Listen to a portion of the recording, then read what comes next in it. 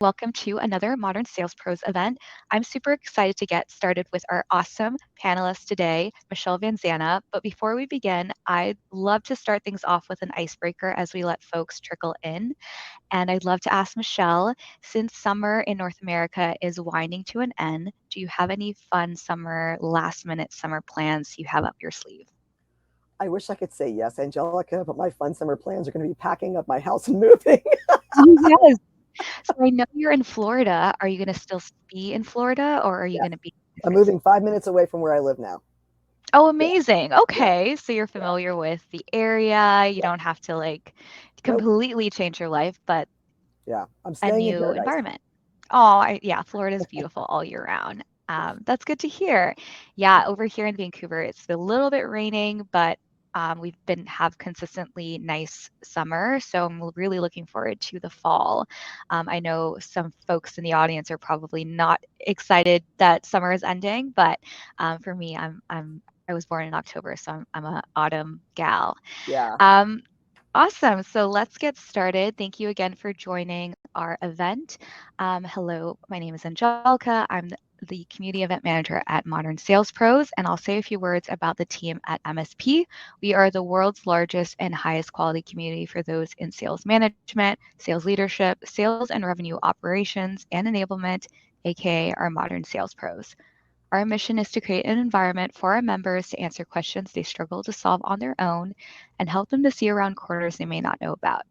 We do this through live sessions like the one you're at today. We also have an online robust forum, and we also have our quarterly summits, which we have one coming up in October.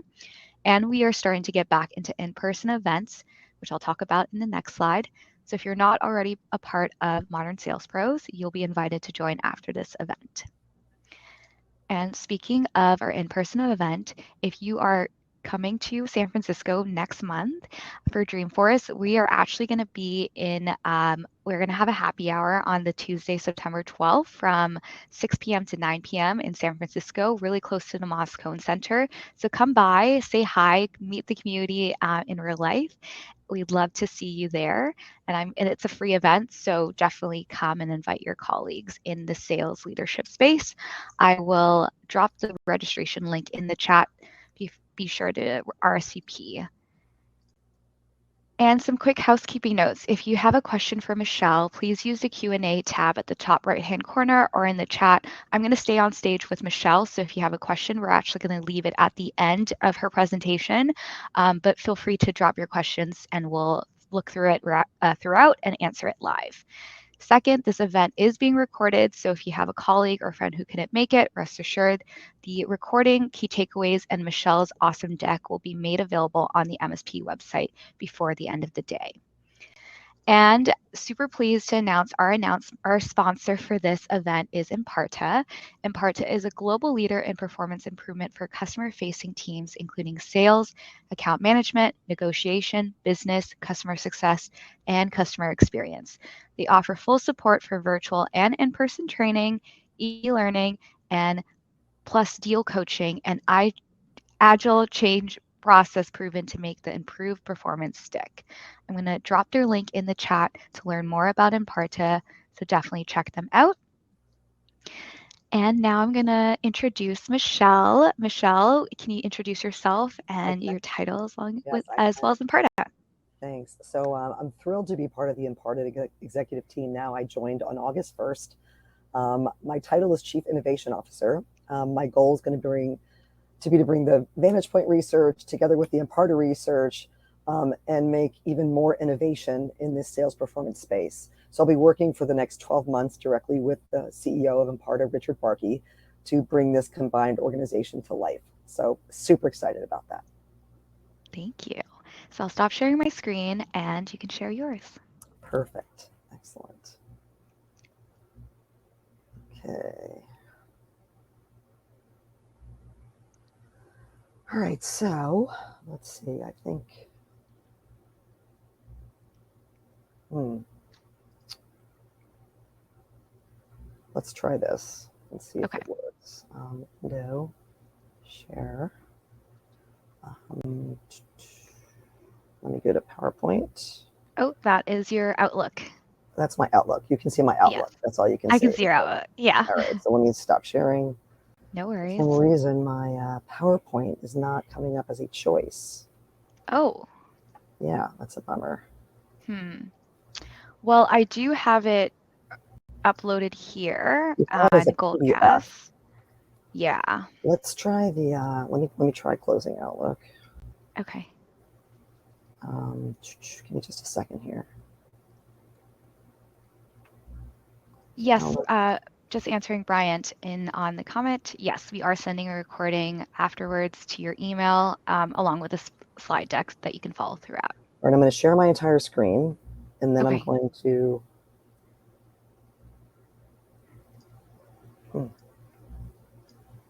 It's not allowing me to share. That's bizarre. Oh, Yeah. Did you stop sharing? I did. Yeah. Hmm. All right. Well, we've not had this problem before. That's just too Yeah. funny. Yeah, it's What you not can do, Michelle, opening do into you want to place. refresh and just come back on stage? Sorry about the technical difficulties. Goldcast changed their formatting, so hopefully when we tested this, it worked. Okay, I'm going to share my screen again, and then I'm going to go Okay. to the PowerPoint. Nope, this is Goldcast. What do you see now? We see the interface of All Goldcast. right. Well, all right. Well, we've not had this before, Angelica. I'm not sure exactly where to Well, go I with do have this. your deck uploaded. It is, apologies, folks, this is not the full version. As you can see, it's cut off. But if, Michelle, you would like, we can run with that. Yes, let's run with that. Let's just go with You that. want to run with that? Okay. Yeah. We will Yeah. send the full deck We that's, won't be able to do our polls, unfortunately. So is that full screen now, Angelica? Can they see that pretty yes. clearly? Okay, perfect. Yes, yep. Okay, so we're going to be talking about the pillars of situational sales agility. You've heard a little bit about this before. What's exciting about this topic is that we've been able to not only explore agility from the Vantage Point research, but then to extend that research of agility with some really exciting research from Imparta that I'm going to share a little bit later in this session. So what is agility? If you could just, do you want me to go ahead and I'll go to the next slide. There we go. So what is agility? It's the ability to adapt behavior based on the situation an individual is facing. Now you notice I didn't say sales agility, right? I just said agility. So sales is only one of many domains that require people to be agile. And there's other domains. There's other domains that the researchers have had to study in order to determine how do other domains embed agility into the job? How do they teach people the competency of agility so they can then display that, within their on-the-job situation? So at the time the original researchers did this research on agility, what they found is there really is no sales training company out there training agility. There's lots of good methodologies out there, but nobody's really training agility. So they have to look outside of the domain of sales. And so what they looked at was the military, specifically how they train fighter pilots, because there's a lot of agility needed there. They looked at athletes and professional sports teams and college sports teams to determine, how do you really equip teams, particularly quarterbacks, to be agile in the field of play? And they also looked at first responders. How do first responders get equipped to be able to quickly assess what they're facing and make real-time decisions on what the best choices are?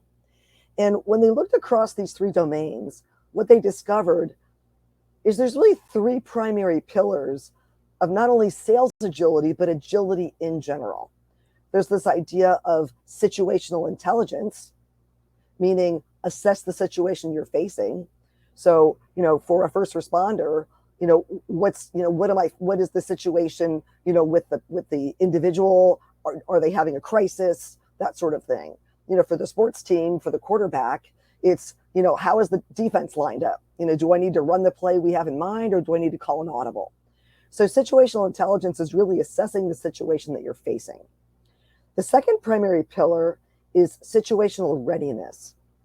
And situational readiness is really all about being able to determine, based on the situation I'm facing, what is my next best course of action? What choice can I make that's best aligned to what I'm facing? And finally, the third pillar is, am I able to effectively execute that choice with confidence and high capability? So, all three of these pieces, situational intelligence, situational readiness, and situational fluency, are really required in any domain that you want to train agility into the role itself.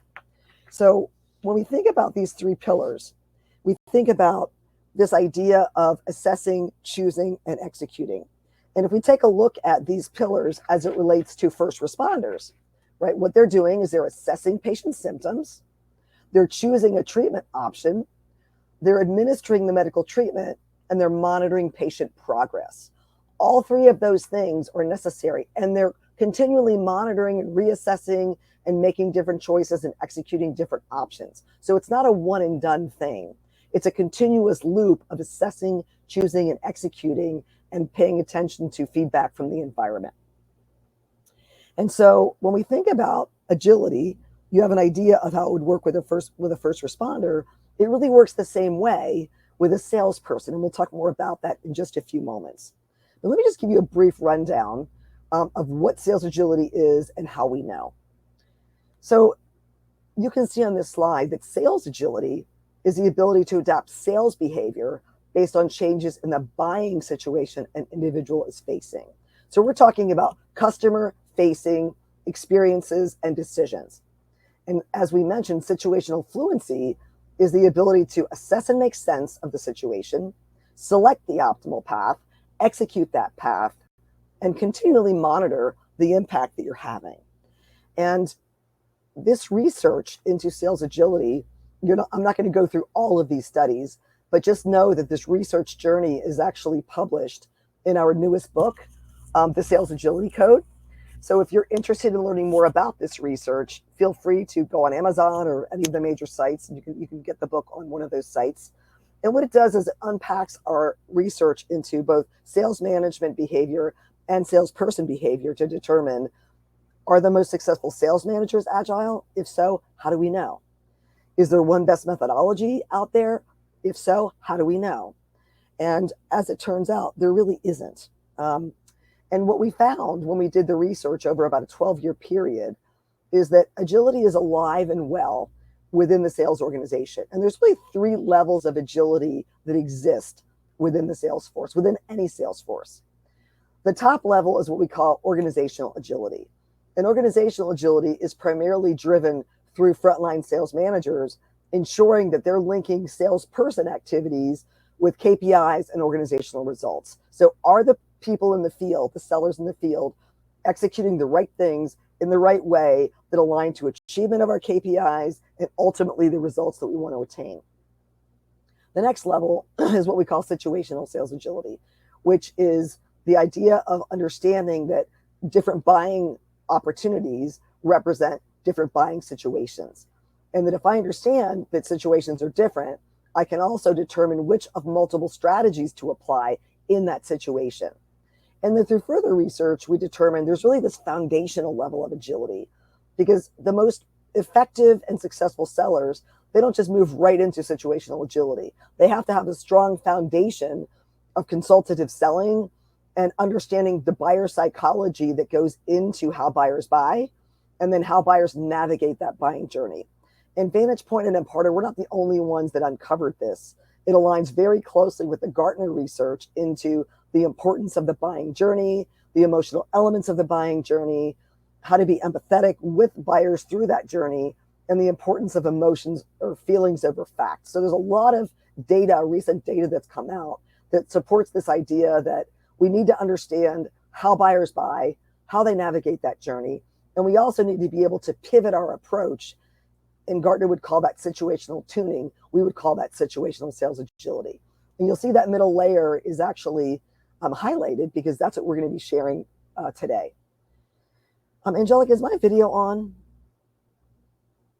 Can you see my video? Yeah, I Okay, all was right. gonna ask the group. I can't see you. Yeah, I can't see me either. And There it's you here. okay. It says my video is on, but it doesn't. It's blocking out. Okay. So I'm just going to put my picture back up. Okay. So situational sales agility is what we're going to unpack today. We've got a few surprises in store for you. So the first thing I'm going to share is our research findings, which were incredibly interesting and very innovative. And so the research findings were that sellers in any given sales force face between 4 and 6 unique buying situations. And those buying situations are comprised of 5 to 7 factors about that buying situation that then cluster together to form unique buying situations that require different approaches. And then we also found that there's actually multiple sales strategies in play in any given sales force. Not one, there's really 4 primary strategies. There's consultative, disruptive, competitive, and financial. Consultative, think needs-based, think early buying journey, uncovering needs, developing them into, criteria, offering solutions, closing the deal. It's a very standard, very partnership-driven approach. Disruptive, on the other hand, is much more of an insight-driven, challenging approach. When you think the challenger sale, that's an example of a disruptive strategy. Competitive is really about leaning into competitive differentiators and helping customers understand the differences between competing alternatives and how each one meets their needs the best. Finally, the financial is really all about building a business case. And that business case has to do with how do I help my client not only build a business case, but prove the ROI and justify this decision financially. So 4 primary strategies. And so the next question that is probably on everyone's mind is, okay, that's really interesting that you have these findings and that high performers actually choose different strategies based on their situation, but core performers use the same strategy in any situation. How do you enable sellers to actually execute with agility? And what we learned through our research is that agility really requires not only a mindset, but it also requires a skill set. And so I had a nice little poll for you to ask you what your mindset was. But now that we won't be doing the poll, I'm going to give you some examples of the different mindset elements. So there was a book by Carol Dweck called Mindset, and it's about success. It's a fantastic book. If no one's ever read it, you should probably get it. And in her book, Mindset, she discriminated between 2 primary types of mindsets. There's what she called a growth mindset and a fixed mindset. And the growth mindset assumes that you can always be learning, you can always be growing, you can always learn new things, you can always improve. And this really is indicative of willingness to change, willingness to examine what you're doing critically and upping your game, trying new things, being willing to, not stick with the status quo. People with a fixed mindset tend to be risk averse, tend to want to be the expert, tend to not want to learn new things once they've learned a skill. They want to stick with that skill. And what we found is that the growth mindset is much more closely associated with agility, because if you want to be agile, you have to be willing to challenge your assumptions. You have to be able to look at things in a new way. And so if you think about a growth mindset, you're much more likely to learn new things and take on new challenges and rethink how you approach something. That's the nature of agility. If you have a fixed mindset, you're more likely to avoid risks and want to prove how smart you are. And agile people don't think like that. Agile people think, let me continually monitor things and find new and better ways of doing things that I've already been doing, right? Up my game. And so this mindset piece is kind of a foundational piece that allows the most successful high-performing sellers to be agile. And so when you think about this skill set, we just talked about mindset. When you think about the skill set required for agility, it's really about assessing the buying situation that you're facing. What are the primary attributes of that situation? How do you know? And then how do you make sense of that? And then it's about choosing the best sales approach. It may not always be consultative. Maybe it's disruptive. Maybe it's competitive. Maybe it's financial. Maybe it's a tactic from disruptive and a tactic from consultative, right? It's not a fixed situation. There's no one strategy that's effective in every buying situation. In fact, in the research, what they found is that any given strategy is only effective about 25 to 30% of the time.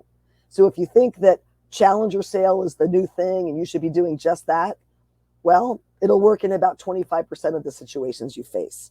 So it's about having an open mind about accurately assessing what you're facing and then making smart choices and then executing those choices effectively and then monitoring your situation.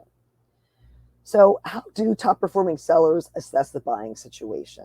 You can see there's a whole bunch of items on this slide referring to different attributes of the buying scenario. And so, what we found in the research is that not all of these buying factors have equal weight on the buying decision. And what we found is that when we did a qualitative examination of more than 27 buying factors, they actually fit into 5 primary categories. And they are the categories of problem awareness, competitive landscape, customer dynamics, buying stage, and solution definition. All of the things that you need to learn about the buyer and define the buying situation really fall into those 5 categories.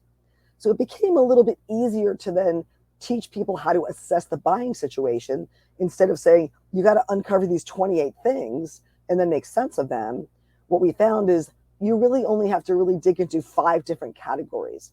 And if you have a good handle on each of those 5 categories, you can do a much better job understanding and assessing the buying situation.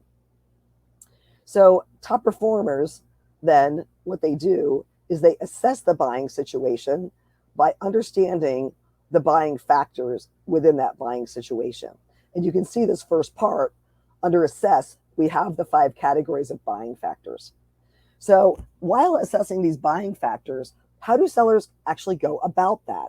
There's some very specific ways that top performing sellers assess these buying factors and make sense of them. So when we talk about assessing, the goal is really to seek information, right? To draw as complete a picture as possible of the buying situation, or as reasonable, right? You don't want to assess forever. And then orient by making sense of that information. Now you have information. What does it mean, right? How do you make meaning out of the information that you've uncovered?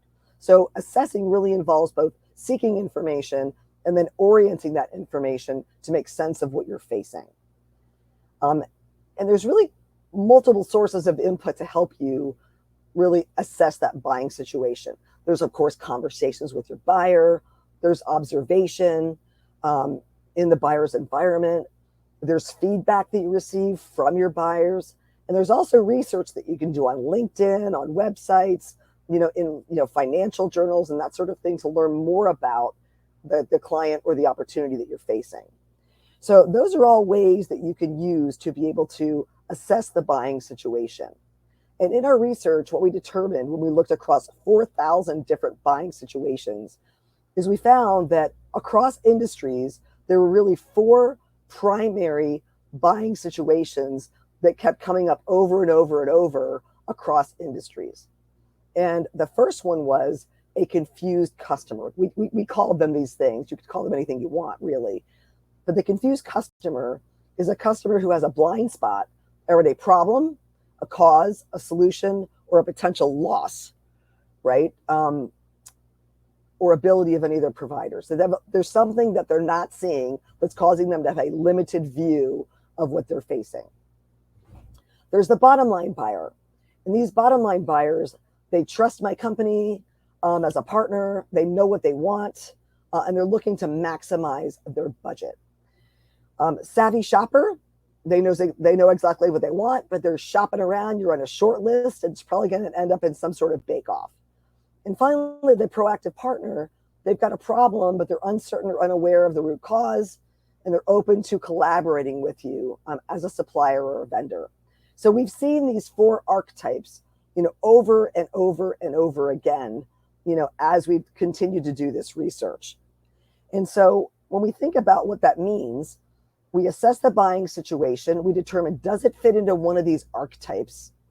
We then choose the best approach based on that buying situation and or that archetype. And then we execute the appropriate tactics and gather feedback. So what does it mean about our ability to choose? Well, again, there were these 4 patterns of behavior: consultative, which is really primarily a needs-driven; disruptive, more of an insight-driven; competitive, really all about differentiation; and then financial, really all about ROI and building a business case. So I had another little poll that I was going to run, but let me ask you this question. Just reflect on this for a moment.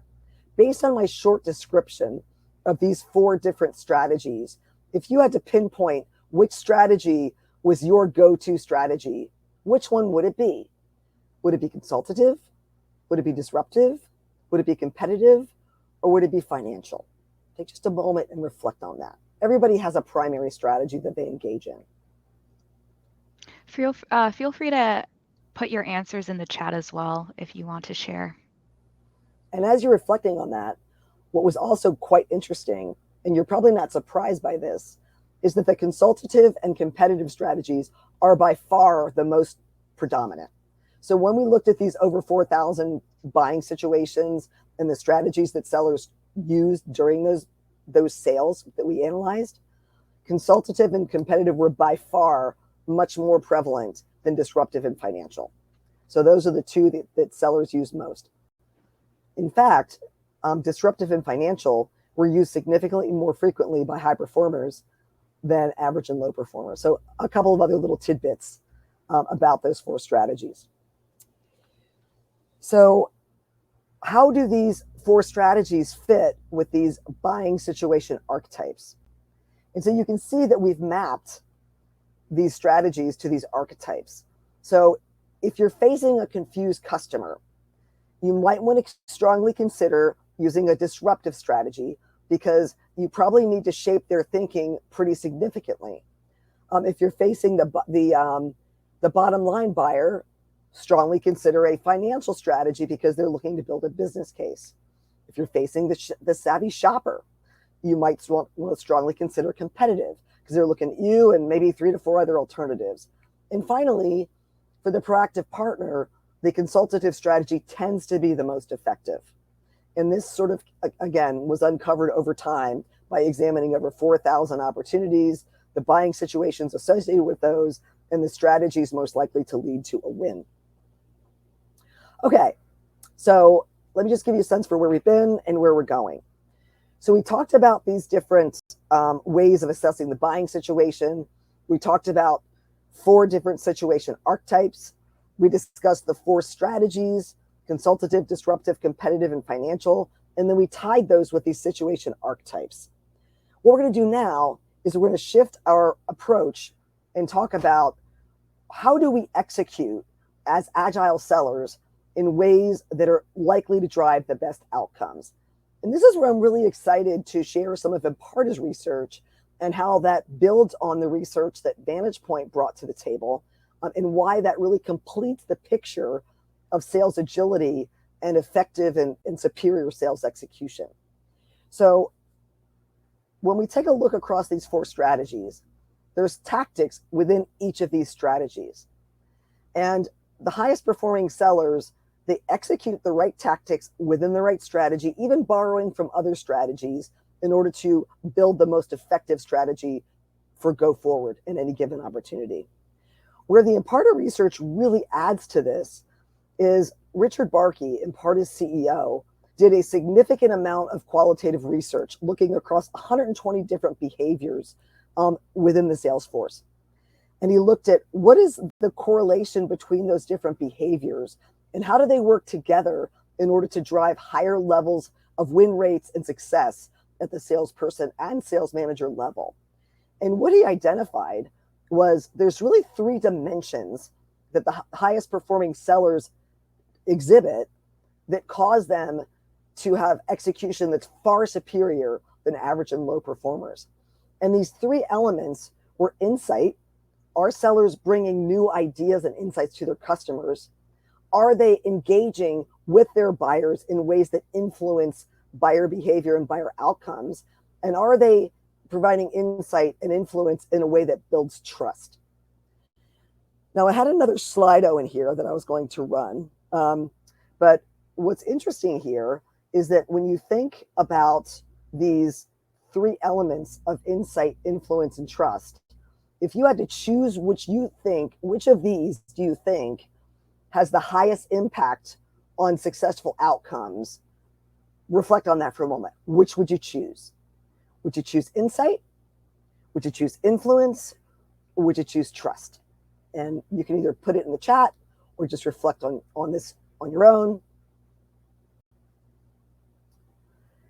And when I do this poll with audiences, depending upon the nature of the audience, I dealt with a financial institution last week, and I did this same poll, and they by far said trust was the most critical. I've also done this with go-to-market commercial organizations that tend to be in highly competitive environments, and they chose either influence or insight.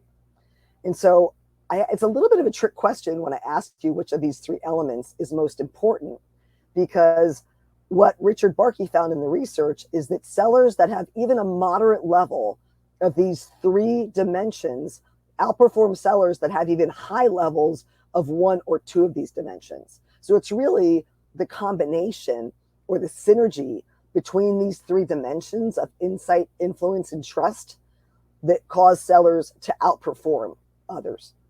So interesting findings, and the way that they really build on the Vantage Point research is that when we talk about this ability to assess the buying situation, choose the right path of action, but then executing that choice with insight, influence, and trust really fills out that whole idea of situational sales agility. And so what do we mean by insight, right? So insight is really this idea of, some new piece of information that you're bringing, to your buyer in your opportunity. And you can see there's a what are you bringing? Why does it matter? And what's the so what to the customer? And you can see there's an example on the slide here about selection and recruiting. And by bringing insights and sharing with clients what's the so what of that, you can help shape their thinking in ways that are pretty powerful. The next element is this idea of influence. And with influence, there are some very specific ways that sellers who are good at this 3D advantage approach can influence customers. One of them is called social proof. And so if you take a look at the graphic on the middle of the screen here, you'll see it's a travel rating. So the reason that ratings are so important is because they kind of take the pressure off. Well, if this person thought it was really great and they got 4,300 reviews and it's a 4.8, I feel safer making that decision. So social proof tends to take the risk out of buying decisions and makes people feel more comfortable going with you. Another way that we influence customers is by framing. And what we also know from Daniel Kahneman in his book, Thinking Fast and Slow, is that people are much more likely to make a decision to avoid pain than to achieve gain. And he actually coined the term loss aversion. So if I frame something with my buyer in a way that helps them avoid a risk or avoid a problem versus achieve a benefit, they're more likely to make a change. Another way that we do this is to offer more than one solution, more than one choice. And buyers have an aversion called single option aversion. And when you only give them one option, they're less likely to move forward. The sweet spot was either 2 or 3 options, not 4 or more, but 2 to 3 options. And in the research, it shows that when you offer 2 to 3 options versus 1, buyers were significantly more likely to make a choice versus do nothing. And finally, one of the most powerful ways to influence customers is this idea of asking rather than telling. So when we want to influence a buyer, asking good questions to make it their idea is, psychologically speaking, far more powerful than actually making statements and telling buyers what they should do. In fact, the research suggests that when we tell buyers what we think they should do, they're more than likely going to dig their heels in and then gravitate toward the status quo or not doing something, which has the opposite effect to the effect that we would like. So these 4 examples are just 4 examples of ways that you can influence customers. Certainly there's far more than this, but this is just 4 of the ways that you can do that. And finally, this is the idea of trust. And trust is really about, are you credible? Do you know your products and services? Are you really putting the customer front and center in your approach? Reliability. Do you do what you say you're going to do? Do you follow up when you say you're going to follow up? This idea of business intimacy. Are you asking questions, right? Are you really curious about their environment? And finally, there's an element called self-orientation that can destroy trust that you could have built up. And self-orientation is, it's obvious that I'm focusing on my agenda versus your agenda. So if you build credibility, you show reliability, you build business intimacy, you also want to show a low self-orientation by focusing on the customer, their problems, their goals, their KPIs, and their situation. And the more you have other orientation versus self-orientation, the more you build trust. So it's really all about those 3 orientations of insight, influence, and trust. And the way that they come together to form very powerful sales agility is by showing how to assess the buying situation you face, including the buying factors and the buying stage within that buying journey. How do you choose which of the 4 strategies and tactics will be most effective given the situation you face?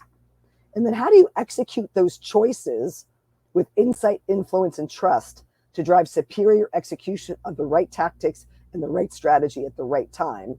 And then how do you pay attention to changes in the buying situation as they occur in order to reassess, make new choices, and continue to execute with insight, influence, and trust? So all of these elements, except for the 3D advantage, are in the new book that we have called the Sales Agility Code, Deploy Situational Fluency to Win More Sales.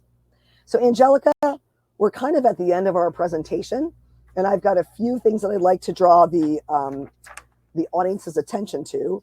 You got 3 QR codes here, and you can scan each of these QR codes. The one on the left is a webinar with, actually the one on the left and the one on the right are webinars with Imparta CEO Richard Barkey on phenomenally interesting topics. The middle one is a self-assessment. If you're at all curious where you fall on the 3 dimensions of insight, influence, and trust, you can scan that QR code and you can take a quick assessment to see kind of where you fall and where your biggest strengths are. So why don't we go ahead, Angelica, and this will be, of course, in the handout that you send every one of the slides. Why don't we go ahead and take any questions that the audience has? Thank you, Michelle. That was an incredible presentation. I love doing quizzes, so I will most likely do that quiz later today. I will also share those links. I know it's embedded in the presentation, but we will also have it in the previous event page listed at the bottom along with the recording. So if you couldn't get to that links, rest assured, I will provide all of that for everyone in the audience. I only see one question. Feel free to drop them in. I'll pierce through them, but Garrett asked an awesome question. He or she asked, speaking of the agile mindset, do you find examples of customers changing archetypes based on external factors, example, economic situations, etc.? Absolutely. We've seen, as this economy has continued to be challenged, we've seen buying teams growing in size. We've seen sales cycles elongating and being delayed and having more steps in the approval process. We've seen budgets getting constrained. And so it's an interesting question that you ask. And more clients in opportunities that we're seeing are requesting financial justification. So there's a lot more analysis of impact. There's a lot more examination of prior successes. And they want an assessment strategy when they execute that proves the ROI. They don't just want to know that you're going to do a smile sheet at the end of training. They want to know, what KPIs are you going to impact, and how are you going to measure that over time so that we can then take this case back to our leadership that says, here's the investment that you made, and here's proof of how it's being adopted, and here's what it's doing from a business perspective. So we're seeing more and more risk aversion and more requirement for building business cases through much more in-depth ROI assessment. Sounds good. I hope that answers your question, Garrett. Anyone else have any questions? Feel free to drop them in the chat. I also added in Michelle's LinkedIn. I know, Michelle, you're okay with folks messaging you on LinkedIn if they Absolutely. have any more Yes, questions. Can they reach out to you directly? absolutely. Oh, here is one question. How is the impact of generative AI, a hot topic in today's industry, changing the landscape for sales professionals? Great question. Great question. In fact, that's what one of the links that you're providing is about AI and how it impacts the sales role. So what's interesting is generative AI is taking a lot of legwork out of a lot of the research that sellers have to do. So you can find out which KPIs are really critical for the job roles that you're trying to sell to, the personas you're trying to sell to. You can learn a lot about specific companies and their corporate goals and objectives. I mean, there's just a ton of really great information that, you know, sites like ChatGPT can be used to actually do a lot of your legwork for you so it's less cumbersome than it used to be. We don't know all the impacts of generative AI in the future, but Imparta is working feverishly to incorporate generative AI into some of our sales tools, like built-in Salesforce applications, using generative AI within opportunities within Salesforce to gather information about clients and individual opportunities. So that's one of the ways that we're using it. If you want to learn more about that, please check out that webinar. Yes, I dropped it in a link. It looks like it's on September 5th with Richard Barkley. Michelle, will you also be on the panel or is mostly I will Richard? not. That will be Richard. Oh, Yes. okay, sounds good. Sounds like a great event. Yep. Anyone else have any questions?